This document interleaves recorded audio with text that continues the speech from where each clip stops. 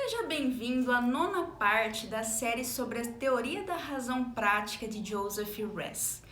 Na aula passada, nós estudamos o conceito de bem-estar com base no capítulo 12 da obra A Moralidade da Liberdade. Nós vimos que Res acredita que os nossos fins compreensivos, aqueles fins que afetam várias dimensões importantes das nossas vidas, estão muito atrelados com formas sociais. As formas sociais não apenas tornam esses fins disponíveis para nós, elas até constituem esses fins.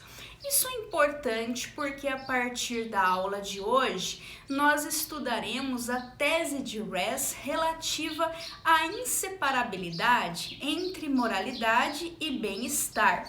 Res defende que não existe um conflito necessário ou conceitual entre moralidade e bem-estar. E o argumento dele em prol dessa tese se sustenta sobretudo nessa ideia de que os nossos fins mais abrangentes são determinados por formas sociais. Por isso eu acredito que, em vez de irmos direto para a análise dessa posição rasiana relativa à relação entre moralidade e bem-estar, nós devemos nos deter mais um pouco na maneira em que formas sociais constituem valores, constituem bens, justamente bens e valores que são elegíveis como os nossos fins mais compreensivos e por isso determinantes para o nosso bem-estar.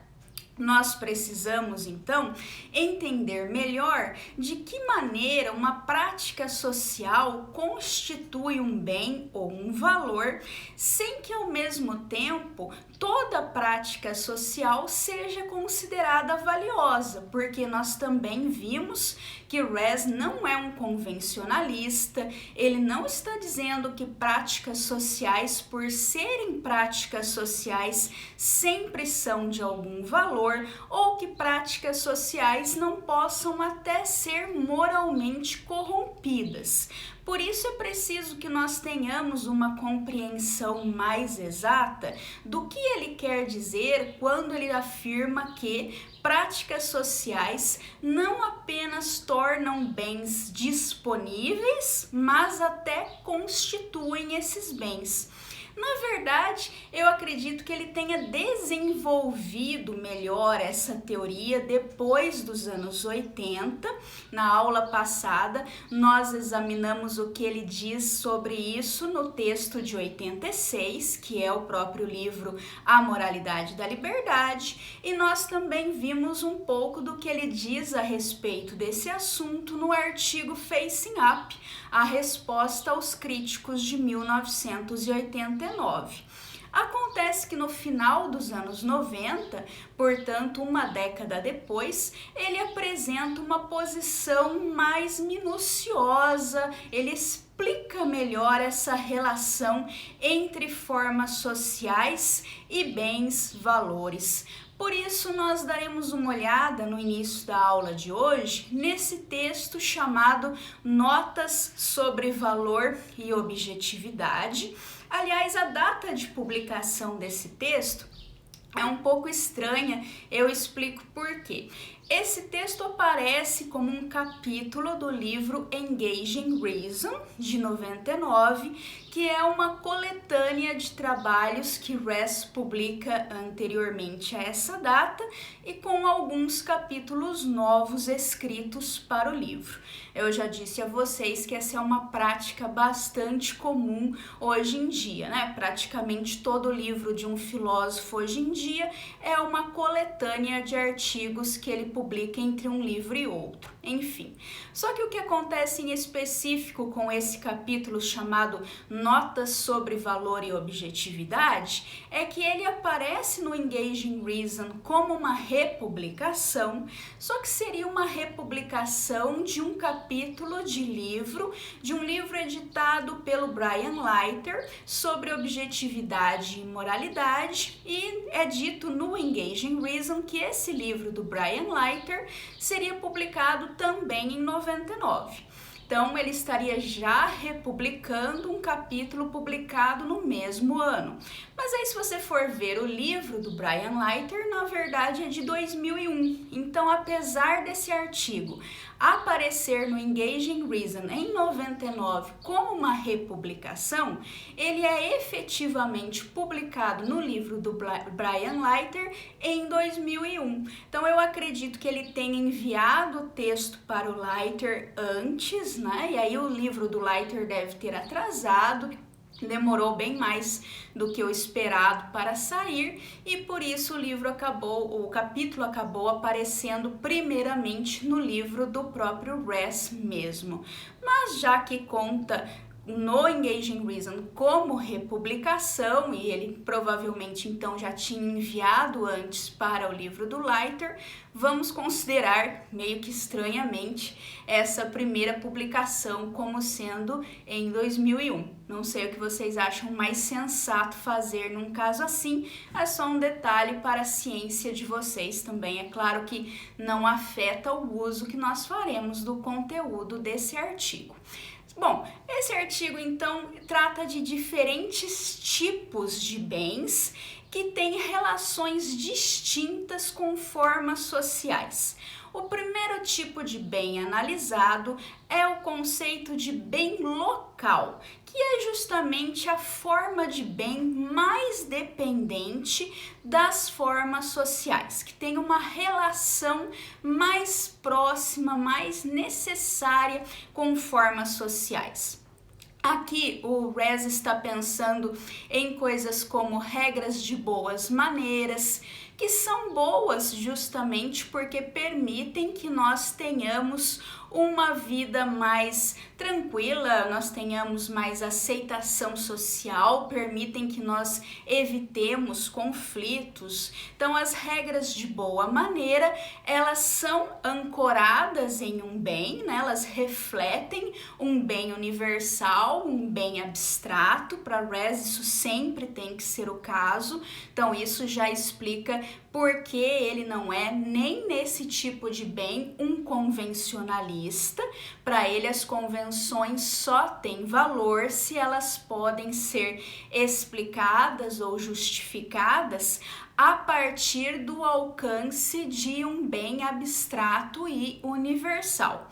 Então, no caso das regras de boa maneira, das regras de etiqueta, regras que determinam quando nós estamos sendo pessoas polidas, essas regras representam esse bem abstrato, universal, que é a nossa capacidade de boa convivência, de coexistirmos com outras pessoas em sociedade. Mas esse bem também é local no sentido em que nós precisamos de convenções para que saibamos quais são essas regras de boas maneiras. Da mesma forma, também existe a moda, por exemplo, que expressa bens universais justamente porque é um bem que nós possamos expressar a nossa subjetividade, nós nos comunicamos com outras pessoas por meio da moda. Mas a moda, ela existe assim como as regras de boas maneiras, apenas dentro daquela sociedade em que é praticada essa moda, em que são praticadas essas regras de boas maneiras. Não adianta, por exemplo, você achar muito bonita a moda do século XVIII e querer praticá-la agora, no século XXI. O que ocorreria é que você teria um efeito completamente oposto, né? Na melhor das hipóteses, se você saísse na rua vestido como alguém se vestiria no século XVIII, você despertaria muita curiosidade, você seria considerada uma pessoa fantasiada na rua. Seria a mesma coisa que sair vestido de coelho da Páscoa ou de Papai Noel. Então é isso que ele quer dizer. Nesse tipo de bem, não tem como uma pessoa de outra cultura desfrutar dele, né? Então não adianta você gostar da moda de uma outra época e querer desfrutar da moda daquela época. Isso só é possível, é um bem que só existe mesmo dentro daquela sociedade. E eu acho bom também nós termos em vista que o Res não está dizendo, então, que por causa das convenções que constituem a moda, o único benefício que está em jogo aqui é justamente a pessoa seguir a moda. Não, até para você conseguir expressar que é uma pessoa que não liga para moda, você já precisa que exista algo que esteja na moda. Então, como eu disse, é uma maneira de você revelar a sua subjetividade para os demais, inclusive mostrando que você é uma pessoa que não liga para essas coisas. Só que você só é uma pessoa que não liga para a moda em comparação com aquilo que de fato está na moda, o que é determinado por práticas sociais. Então veja como convenções sociais aqui, elas são inevitáveis e elas realmente determinam os limites do que você consegue expressar. Por mais que você tente ser uma pessoa radical, subversiva, fora dos padrões, você só é tal pessoa justamente porque existe a moda, né? Os outros precisam seguir os padrões para que você seja aquele que está à frente desses padrões, tentando mudar esses padrões, inovar, ou que seja simplesmente alguém fora desses padrões, né? Então, todos esses tipos de bem, eles só podem existir dadas certas convenções sociais, e se você vive em uma sociedade que tem outras convenções sociais, não adianta querer, porque você não consegue desfrutar desses bens que pertencem a uma outra cultura. Então aqui esse tipo de bem, ele fica sempre determinado dentro de uma cultura. Ele não transcende a sua própria cultura, a cultura que o criou, que fez com que ele emergisse. Então, como eu disse, esse é o tipo de bem que está mais fincado, mais enraizado nas práticas sociais e que, portanto, é mais inseparável das práticas sociais. Mas, como eu falei, mesmo no tocante a esse tipo de bem que só existe enquanto existir a convenção que o criou, ainda precisa haver um bem abstrato, um bem universal por trás, que seja capaz de explicar o que faz deste bem um bem. Então, nunca é o caso na filosofia de Res que as práticas sociais consigam sozinhas, exclusivamente, dar conta de explicar o que tem valor naquilo que tem valor. Mesmo quando o valor tem a sua existência completamente dependente de uma forma social, o que faz com que ele seja um valor ainda não pode ser apenas a forma social que o cria e o mantém em existência. Então, esses são os bens locais, e mesmo bens locais só são inteligíveis naquilo que eles têm de bom, com base em bens mais abstratos, bens que transcendem um único contexto. Na sequência deste mesmo artigo, o Res trata de uma outra categoria de bens, que são bens que também são socialmente criados, assim como os bens locais, porém eles não são temporalmente limitados, como são os bens locais. Aqui o Res tem em vista bens como o jogo de xadrez e outros do tipo, formas de arte como balé clássico, ópera, novelas na literatura. Todas essas formas de bem, então, elas emergem com práticas sociais. Não são bens que são simplesmente descobertos por uma dada sociedade, como se eles existissem desde o início do tempo, como bens atemporais. Não se trata disso, eles realmente são criações sociais. No entanto, a partir do momento em que eles sejam criados, desde que eles existem, eles não ficam mais restritos à cultura que os criou, como é o caso dos bens locais, como é o caso de coisas como regras de boas maneiras e da moda. Então, diferentemente, esse segundo tipo de bem pode sim ser desfrutado por alguém que vive em uma outra cultura. Então veja que isso é consistente com o que nós vimos sobre Res na aula passada, porque não é o caso de indivíduos poderem inventar voluntariamente certas formas de bem e de valor. Ainda é necessário que exista uma criação histórica, uma criação social desses bens em algum ponto da história. A diferença aqui é que a partir do momento que o bem existe, ele pode ser recuperado em outras culturas. Então vamos imaginar que as pessoas tenham esquecido o jogo de xadrez, que ele tenha caído em desuso. Pode acontecer daqui 300 anos que historiadores redescubram esse jogo e que as pessoas aprendam novamente como é que se joga xadrez. E então, na sociedade em que essas pessoas do futuro vivem, o xadrez ainda pode ser um bem da mesma forma que ele foi na sociedade que o inventou, na sociedade em que ele surgiu de certas práticas sociais. Isso é possível justamente porque práticas sociais não justificam o que o bem possui de bom. Para jogar xadrez, você não precisa dar como uma justificação, uma explicação, algum ponto, algum aspecto que diga respeito ao surgimento histórico desse jogo. Eu mesma confesso que não fiz uma pesquisa sobre isso antes dessa aula, então eu nem saberia lhes dizer como é que o xadrez surgiu, quando o xadrez surgiu exatamente, com que propósito.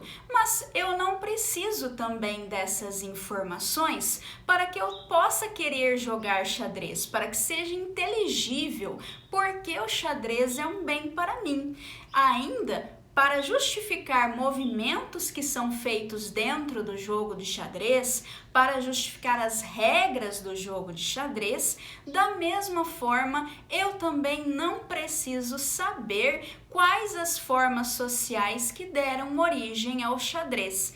Então, esse bem, ele tem essa certa autonomia das convenções sociais que fizeram com que ele existisse, e por isso você pode desfrutar desse bem dentro da sua própria sociedade, onde existem outras práticas sociais. Então veja que aqui já existe uma independência ainda maior, né, entre o bem e a prática social do que existe no tocante aos bens locais que eu expliquei primeiramente. Então, o Res, nessas diferentes categorias de bens que ele expõe no texto Notas sobre Valor e Objetividade, ele faz justamente uma progressão. Quanto mais ele avança, mais é possível separar o bem do contexto social que o criou. Mas nunca existe uma separação completa, total. Por isso, de certa forma, ainda continua valendo a tese dos anos 80 de que fins compreensivos dependem de formas sociais. E como eu disse, essa tese é central para que ele possa defender a inseparabilidade conceitual entre moralidade e bem-estar. Vamos ver então qual é a próxima categoria, o próximo tipo de bem. A terceira categoria de bem que o Res analisa nesse texto trata justamente de bens que não são socialmente criados, Porém, o acesso a esses bens é culturalmente limitado. Para poder desfrutar desse tipo de bem, você precisa que tenha existido historicamente uma certa prática social que até chamou a atenção das pessoas e as pessoas foram, digamos assim, treinadas, educadas, aculturadas a conseguirem desfrutar desse tipo de bem. Então ele tem em vista aqui belezas naturais, né? É possível que você viva em uma certa sociedade em que não faz muito sentido você apreciar o pôr do sol, que você se sente no final de uma tarde e fique lá contemplando o céu e que isso de fato tem um valor estético para você. Em outras sociedades, as pessoas podem até se reunir para bater palma para o pôr do sol. Então isso, claro, a beleza do pôr do sol, ela está lá, seja lá qual for a sociedade que exista. Então a beleza é um atributo de como as coisas parecem, da aparência dos objetos, da aparência da realidade. E essa aparência com os seus atributos não depende de formas sociais, não depende de convenções sociais, mas um determinado modo de desfrutar dessa aparência, isso sim depende de certas formas sociais. Pode existir culturas que simplesmente ignoram por completo, né, uma determinada aparência, enquanto outras culturas nos ensinam maneiras bem específicas de estarmos atentos, estarmos cientes de certos aspectos do modo como as coisas aparecem para nós. O romantismo, por exemplo, é um certo movimento histórico, é uma tradição cultural que faz com que nós tenhamos um determinado tipo de apreço pela natureza. Então, a natureza é um bem, é um valor, independentemente do romantismo, independente de qualquer tipo de cultura, mas a sua maneira de acessar e que esse bem então fique disponível para você de uma certa maneira,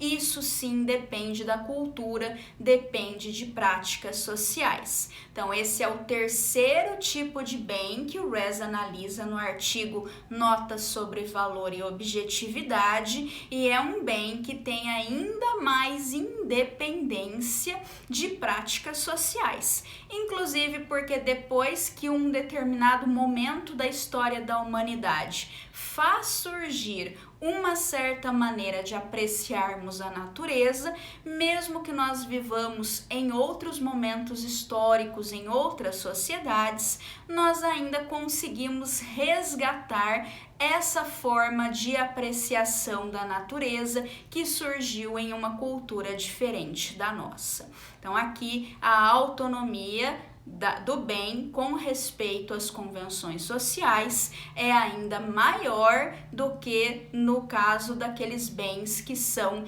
criados socialmente, né, e podem ser desfrutados apenas em outras sociedades, né? É maior do que na segunda categoria, como eu disse, existe aqui uma progressão com uma independência das convenções sociais, estando cada vez mais presente nos diferentes tipos de bens apresentados. Por fim, na quarta possibilidade de bem analisada pelo Res, nós temos a possibilidade de que existam certos bens de acesso universal.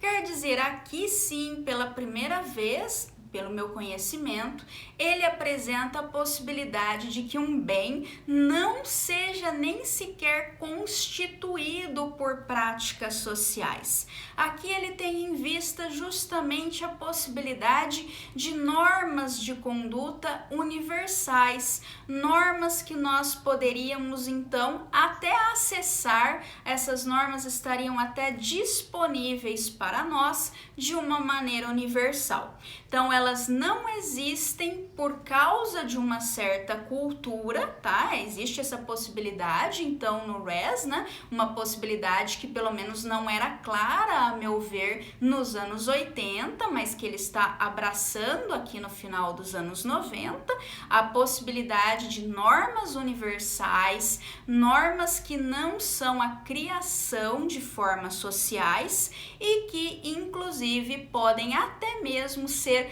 acessadas sem que para isso nós precisemos de uma prática social específica.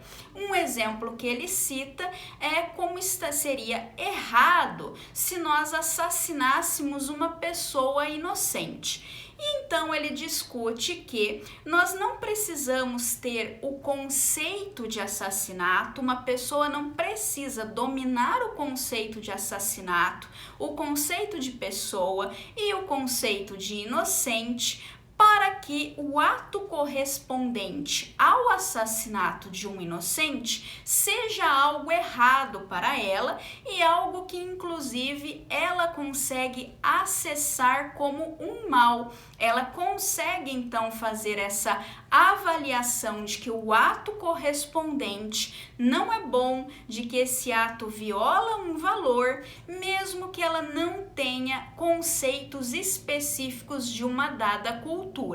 Então, será que aqui existe uma independência completa do bem, do valor, no tocante a formas sociais? Na verdade, também não é bem assim, porque de alguma maneira esse bem aparece para a pessoa de uma forma culturalmente condicionada. Então é verdade que assassinar um inocente é algo que pode mudar de roupagem, a maneira como nós vamos expressar esse erro, a maneira como nós vamos expressar esse mal, muda de roupagem historicamente e sempre precisa receber algum tipo de determinação cultural.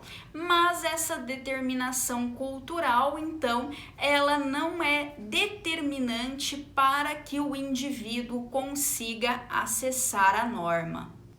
Então, em suma, o acesso a essa norma é universal. Essa norma está disponível a todas as pessoas de quaisquer tempos e lugares, mas a forma de acesso, aí sim, só a forma do acesso é culturalmente determinada. A maneira como você expressa, por exemplo, o que é assassinato de um inocente na nossa cultura pode ser expressado de uma outra maneira em outra cultura que não tenha o conceito de inocente, que não tenha o conceito de pessoa como nós o utilizamos. Então você precisa que exista uma forma de acesso cultural, mas o acesso do indivíduo acaba sendo independente da forma cultural em que esse assassinato, no caso, está se manifestando para ele, né?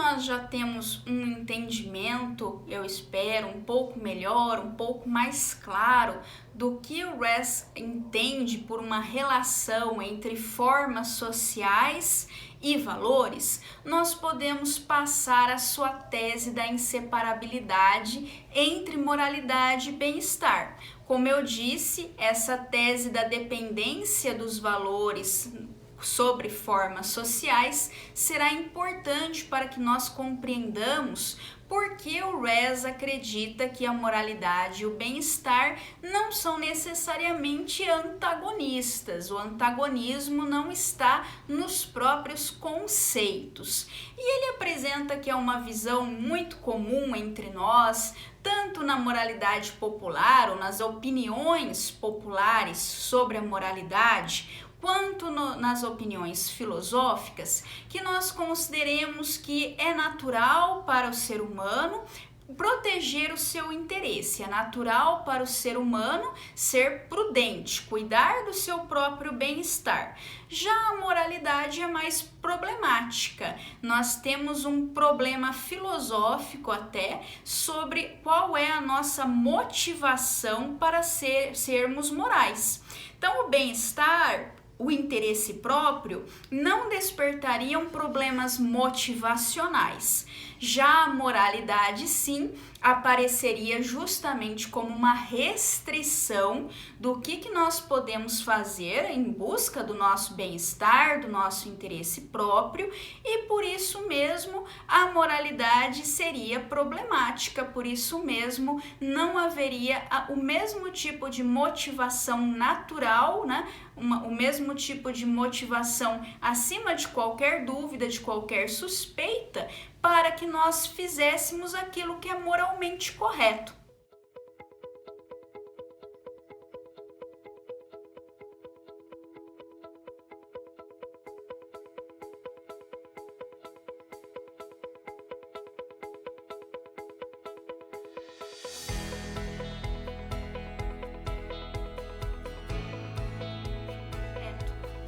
Nesse ponto da argumentação do Res, nós inclusive entendemos melhor por que ele nos diz que a visão dele sobre razão prática é uma visão inspirada pelos clássicos, é uma teoria que se localiza nessa tradição clássica de pensar as razões para a ação. Por que eu afirmo isso? Porque justamente esse tipo de problema nos remete já à República de Platão. O segundo livro da República de Platão coloca, talvez da forma mais competente com que isso já foi feito na história da filosofia, esse problema que o Res menciona aqui. No segundo livro da República, nós temos o Glaucon apresentando para o Sócrates um desafio. Para que nós entendamos esse desafio, temos que saber que o Glaucon está recuperando uma tese de Trasímaco, um sofista que já havia aparecido na obra, defendendo que a justiça é o interesse do mais forte. Então, o Glaucon considera que o Trasímaco de fato se expressou de uma maneira pouco convincente, mas ele acha que ele não pode ser despachado tão rapidamente quanto Sócrates o despachou na obra. Então, nesse diálogo, o Glaucon diz ao Sócrates que ele não concorda com esse tipo de argumento, ele próprio não compartilha das convicções do Trasímaco, só que o Glaucon quer que o Sócrates refute uma versão mais refinada, mais sólida desses argumentos, para que estejamos certos de que o Sócrates de fato tem uma posição que prevalece. Então, o que o Glaucon diz e o que isso tem a ver com o que o Res está dizendo aqui?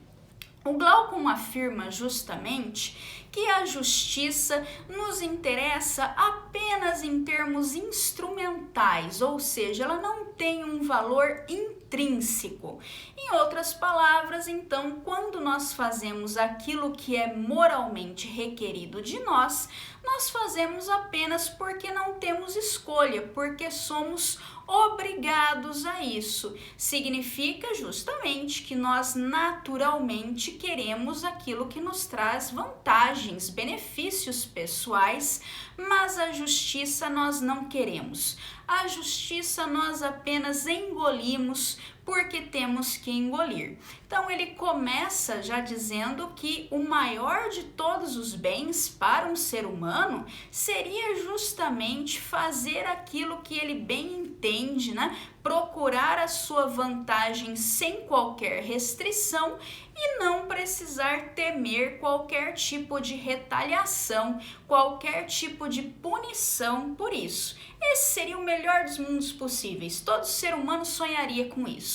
Então isso está bem aqui claro no texto do próprio Rez, né? De que as pessoas teriam então essa opinião sobre a motivação natural representada na busca do interesse, na busca do bem-estar. Esse é o nosso maior bem. Buscamos o nosso bem-estar, buscamos o nosso interesse próprio, sem qualquer tipo de limite e não sofremos consequências por isso. Acontece que esse maior bem não parece estar disponível para nós. Se nós buscarmos satisfazermos os nossos interesses, realizarmos o nosso bem-estar, sem nos preocuparmos com qualquer tipo de restrição representada, por exemplo, por regras morais, nós vamos acabar sofrendo consequências porque nós não somos invulneráveis, nós somos mais ou menos iguais às outras pessoas que coexistem conosco, que vivem conosco em sociedade. Então essas pessoas são capazes de nos infligir o mal e por isso o maior dos bens não está disponível para nós. O maior dos males, por outro lado, seria justamente nós sofrermos esse tipo de dano provocado pelo outro, sofrermos prejuízos e não sermos capazes de reagir, não sermos capazes de obter uma compensação, capazes de uma retaliação. Agora veja que esse maior dos males até é algo plausível, é algo que de fato pode nos acometer. Então, se o maior dos males é plausível e o maior dos bens, por sua vez, é inacessível, nós acabamos aceitando abrir mão daquilo que nós mais queríamos, daquilo que nós temos uma motivação natural para realizar, nós restringimos então a busca por aquilo que nos é vantajoso e nós aceitamos uma posição intermediária para evitarmos, o maior dos males. Essa posição intermediária é justamente o que dá origem à justiça, o que dá origem, no caso, à própria moralidade. Então, a moralidade é algo que a gente aceita porque não tem outro jeito, né? Mas se a gente pudesse mesmo, a gente iria em busca do maior dos bens, que não tem nada a ver com moralidade. Claro que o Glaucon não pode propriamente demonstrar essa tese antropológica, mas ele nos dá alguns exemplos e experimentos de pensamento, no caso, para que nós possamos verificar se de fato não é assim conosco, se nós de fato não temos uma compreensão intuitiva de que seres humanos, incluindo nós mesmos, somos dessa forma. Aqui é muito famoso o mito do Anel de Giges. Nós, hoje em dia, chamaríamos isso de um experimento de pensamento. Platão é muito famoso por criar mitos para expressar as suas teses, para nos mostrar as suas teses. Então, o mito do anel é um dos mitos mais famosos criados por Platão. Como eu já excedi o meu tempo para a aula de hoje, no início da aula que vem, então, eu vou justamente explicar o mito do anel, explicar o restante da argumentação de Glaucon e em que sentido ela se conecta, então, com o que nós estamos estudando aqui no capítulo 12 da Moralidade da Liberdade, com os argumentos do Rez. Eu posso deixar adiantado que a posição do Rez é um resgate, de certa forma, da posição platônica. Ela está alinhada com a posição de Platão, justamente por nos mostrar que a pessoa que é moralmente boa é uma pessoa cujo bem-estar não se aparta das suas considerações morais. Nós veremos então, resumidamente, qual é a resposta que o Platão tem aos desafios do Glauco, muito resumidamente, é claro, né? E então nós veremos o Res como um representante dessa tradição clássica de compreensão da relação entre a moralidade e o bem-estar.